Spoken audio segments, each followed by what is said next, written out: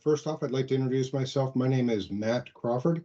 I am part of ServiceNow's Federal Technology Workflow Group. As a product specialist, I focus on three areas: IT asset management, IT operations management, and our strategic portfolio capabilities. Joining me today is Tom Boudreau. Yeah, good afternoon and good morning, everyone. My name is Tom Boudreau. I specialize in our IT and asset management capabilities at ServiceNow. And I've been a practitioner in the asset management space for well over 10 years, so I'm excited to share the capabilities today. Back to you, Matt. Fantastic. Yeah, I've actually been in asset management for about a dozen years, working for different companies that focused on RFID and barcode technology. So I've got a long history in asset management myself. But for today's discussion, we're going to be talking about asset management as it relates to emergency services. And from a ServiceNow's approach, we're talking about automating the logistical operations to reduce the risks. And there are many risks associated with emergency services, as many of you probably know. But we're going to be talking about how we can better help organizations facilitate the back-end processes as they respond to emergency services.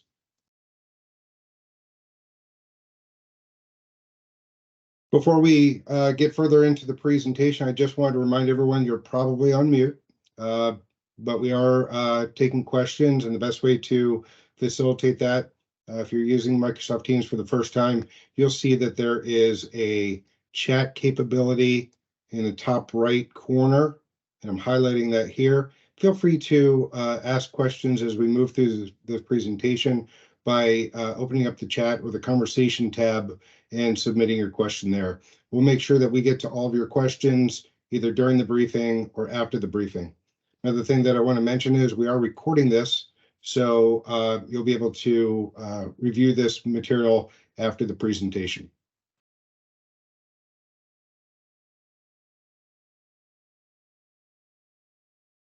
All right.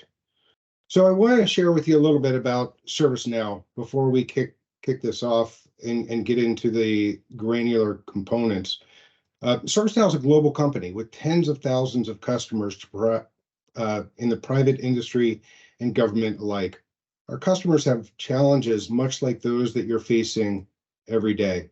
Some of those challenges include dealing with slow, inaccurate, and inefficient processes, relying on disconnected systems, which cause bottlenecks and difficulties in getting resources where they need to be. Another challenge that our customers talk about is that they lack the visibility into the usage of those assets, whether it's a vehicle or some other asset. Knowing what the usage is, the status of that, the location is very important when responding to emergency events. And without having a full view of the available resources on an ongoing basis, planning and providing the maintenance efforts for those assets becomes really difficult. And sometimes it just becomes an educated guess. All of these challenges result in delays in emergency response times. It also makes the organizations and the response very ineffective, which causes, in some cases, the loss of property and life. Our solution is built on a cloud-delivered platform to manage the resources, the inventory, parts, and the financial data to plan and meet the mission. We use automation for capturing real-time data on the availability and the status of those resources to ensure a timely response. And when we connect to everything from citizen engagement to emergency response, which may include things like work orders, procurements, stock transfers, to the field, it makes them more efficient. And ultimately, we're providing an accurate data on the back end, which is needed for better resource planning and the deployment of those resources. And as a result, we deliver a faster and more effective response, which saves lives and personal property. So if an emergency takes place, what might be at stake? Who's affected? People, wildlife, cattle. What's affected? The ecosystem, including trees, the environment, homes, businesses, personal property. There are different significant costs associated with emergency events. Those can be broken down into 4 groups: direct costs, rehabilitation costs, indirect costs, and special costs. Let's consider a wildfire as an emergency event. The direct costs associated with wildfires include those incurred during and immediately after the fire. This predominantly includes federal, state, and local suppression costs. Things like expenditures on vehicles, aviation, and fire crews.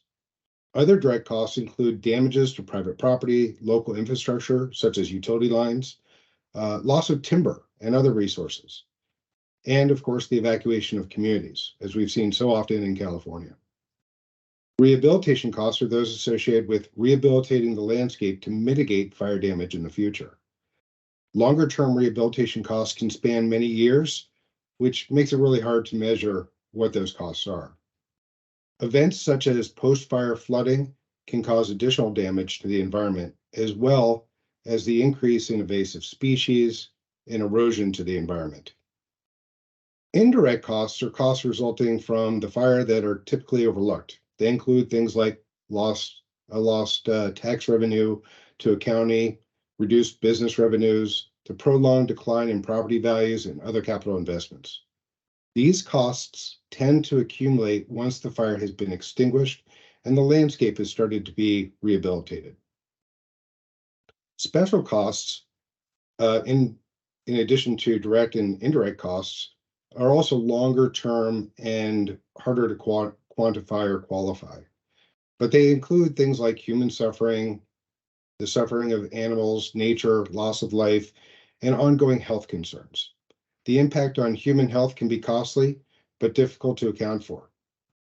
Wildfires leave behind toxic debris in the air, soil, and waterways, which can lead to aggravated chronic health conditions such as asthma, pneumonia, and sometimes can even result in death, which of course may manifest shortly thereafter the event or in many years later.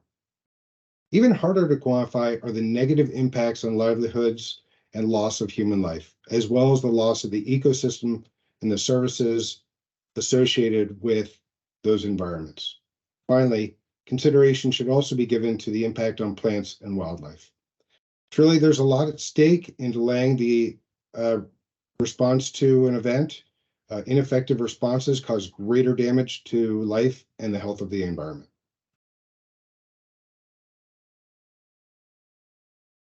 ServiceNow's automation allows organizations to manage the emergency management cycle.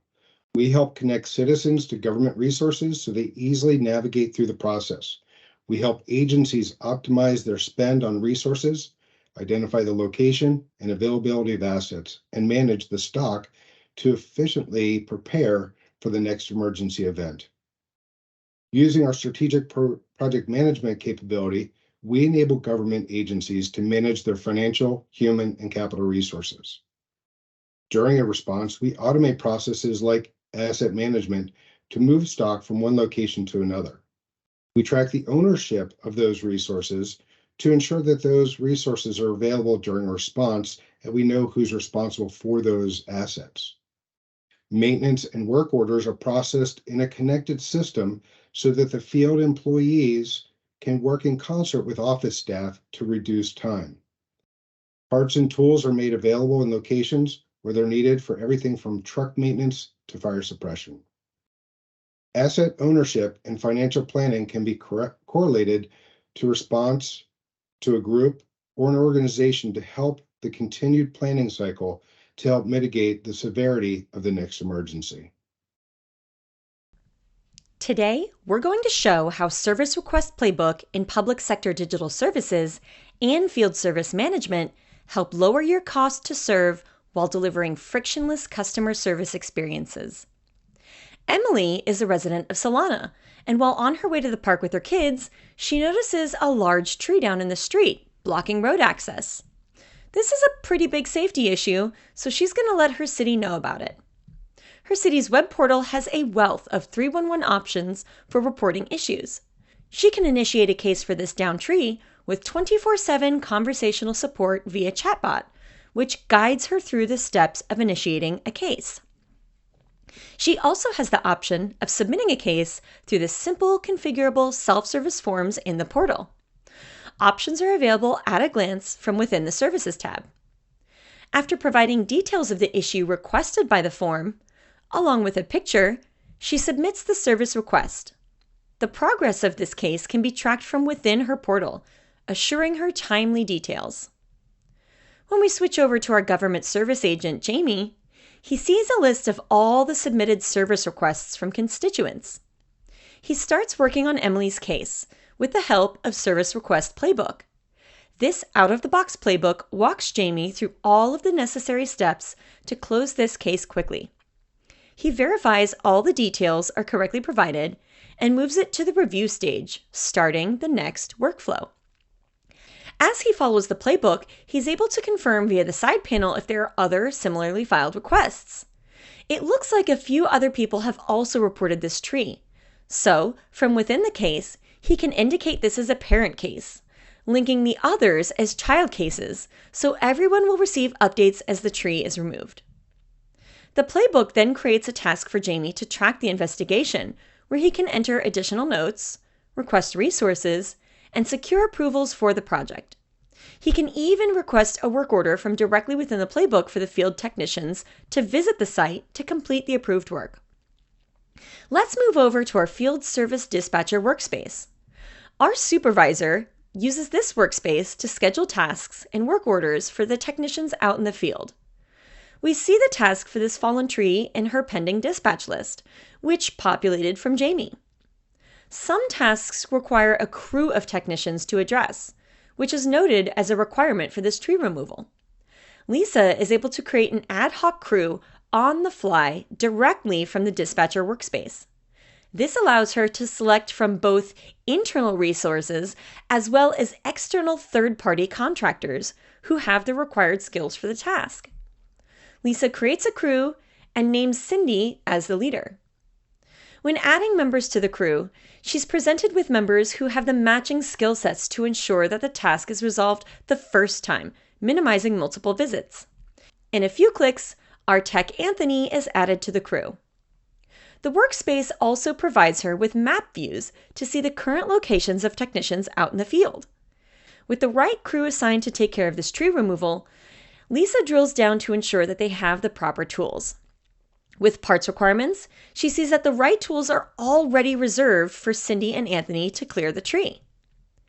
In the field, our tech Cindy has access to all of her assigned work order tasks on the ServiceNow Agent mobile app.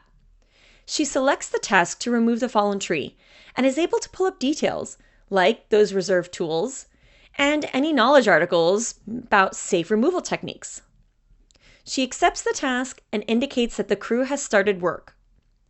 Tapping Start Work allows the city to track how long tasks take to complete, and doing so provides data to allow for better prediction of similar issues in the future. Once she and Andy are done and the park and road are safe again, she adds her notes and closes the task to complete the job. Immediately after the work is finished, Jamie is notified in his workspace, with the next automated steps in the playbook available for him to complete. He makes his final notes and closes out the case, informing Emily and all of the other constituents who reported this down tree of the resolution. When we return to Emily's view, we see a notification in her portal that the tree was removed and the road is clear. She's thrilled that the interaction was so easy, and she provides feedback through a satisfaction survey from the city. This is how Service Request Playbook and Field Service Management enables governments to digitize and automate non-emergency public requests and lower costs to serve while delivering frictionless experiences from request through resolution. In the video, what we were experiencing was a ServiceNow workflow that helped manage a non-emergency. But in the case where we have an actual emergency, organizations need to be prepared. They need to be able to respond in a timely fashion, and they need to have the resources available when and where that event might take place. So it starts with strategic planning, and priority alignment combined with asset and resource management as part of that preparation stage. In a real emergency, having that clear visibility into the available resources becomes so critical, and you need to have them in the right locations. Planning is an ongoing process, so is maintenance and repair. We're going to talk about how we can allocate parts from a warehouse to maintain important assets, and those could be fire engines, aircraft, and other wildfire suppression assets. Our mobile applications, which can be deployed on Android or Apple, as you saw in the video, can help the incident management teams to order parts, track assets in the field, and submit other requests back to the office where the whole team can help participate in the event. And as we walk through the emergency management cycle, you can see how we can make each aspect of that process more efficient. Sorry, I'm going to walk through how you can use our enterprise asset capabilities to enable that where your items are, you can get a timely response. Here I have our workspace, which collects all the things that you would need, right? Brings you together what kind of orders are out there, what requests are out there, any of the transfers that are out there, all the stuff so that you can know what you have, where you have it, and kind of how available that stuff is, right? It keeps stock and track and asset statuses on all these things, and everything can be barcode scanned or RFID tagged as well, right? So we provide a dashboard to kind of showcase where these items are. There's some dashboarding and charting to kind of just show you give you a 360-degree view of where they are, both by type of asset and by category of asset. And again, you can turn these off and drill into any of these. If I want to look at the vehicles, for example, I can do so, right, by drilling in here. So that's available, right? I can take a look at any of our given locations across the area by looking at our inventory and seeing all the various stock rooms that we might have, and going into, for example, one of our stock rooms, seeing the details about its location and who's in charge, but also seeing the assets that are present there and seeing any of like the consumables and the loaners that are available there as well, right? And all of these items can be drilled into to give you additional details, right? Now, this solution, I'm going to show you some examples around fire suppression and some of those items, but you can use it for literally anything. And that's part of the value, is that the estate here will show you consumable items, wearable items, transportation items, tactical items, right? Retail, medical, industrial, facility, construction, all those sorts of assets are available to look through. There's models for these to help you get started, right? But this just kind of gives you a wide swath of what's possible and where those items are. As you dive into any given item, what you're going to see is all the details that you would ever need to track, right? There's a place to track the attachments, right? So you can include things like pictures of your asset, right? There's a place to include the life cycle events of that. So when it has maintenance schedules, work orders against it, leases against it, so you can keep track of where those are, right? But most importantly, we have the asset tags or the license plates, right? The states and the availability are on this, right? So we know if it's in stock or it's in transit or it's being used by someone, right? We know what state it's in. Is it available for use, or is it pending a repair, or is it pending an install or a transfer, right? We have all of that available, and including where it is, right? We keep track of the ownership of that item as well, right? As well as, again, using the asset tag or the RFID to barcode enable it so that you can scan that asset with a mobile app and then utilize that to essentially scan first and then update later, right? So that gives you ownership in a variety of dimensions, details about the item, where it is, and you can track all of these things across the board universally, right? Additionally, we give you a lot of context around that, including any of the associated kind of children assets that are with it, right? So for example, I have some fire blocking gel, a breach kit, tires and engines and brakes and transmissions and other items, right? We keep track of the contract that's servicing this so that we understand the maintenance contract and what the start and stop of that is. There's a whole area actually for contract and lease management included that helps you deal with when contracts are going to expire and not, right? We get to keep track of any expenses that have been associated with this item, including the initial cost, but every time you do work on it, those will get tracked as well, right? And we keep track of essentially the repair and maintenance logs, as well. So you can keep track of the work orders that are coming through it, right? So for example, I have some examples for inspecting the brakes and replacing the pads as a part of the task, and some maintenance plans where we have a plan for monthly brake inspections, right? You could have these for the fire hoses, for anything else that was be necessary to make sure that this stays in operational order. Again, the main goal of this being to make sure that your assets are always available, always in good shape, so that you can respond in kind of an immediate and special manner, right? Now, as a part of this, you can see that we have some quantities of items on top. There's the ability to even swap these out from stock. So you can see if I ask to swap, it'll allow me to do substitutes, but I can essentially find a different blocking gel kit and replace it with, like, maybe I want to get 4 this time, right? So I'm going to swap in 4 of these, right? And 3 of the other ones are consumed. And now that will update, and we'll now have 4 of those items on board as a part of the child, right? Additionally, we'll be able to, deploy it to an emergency where we need to, right? So I can deploy to an emergency to essentially then issue this item out to a location, right? That will take me over to the work orders area that you saw earlier with the maps, and all of that is available, right? And then lastly, I want to be able to show kind of the work management area, which will give you kind of a clue into some of the maintenance activities in the management around that, right? So you get to keep track of all the work orders for your folks so that they can be very task focused and operate in a linear fashion to work through those work orders, right? There's a place for doing templates, the work orders themselves, the maintenance plans that generate those in some cases, if they're scheduled, and then the work order tasks that are associated with those, right? Including the parts and the stockroom items that you would need behind the scenes, right? Or any asset pickups that you need to do as a part of doing a work order, right? So there's a lot of power here to manage all those items so that you can get your fire trucks or whatever your emergency management assets are to the right destination. All right, let me flip it over back to you, Matt. Fantastic. Thank you so much, Tom. So there are some great resources on ServiceNow's website. Feel free to reach out to anybody on the team. Thank you to our partner, Carosoft, for hosting this event today, and thank you all for joining.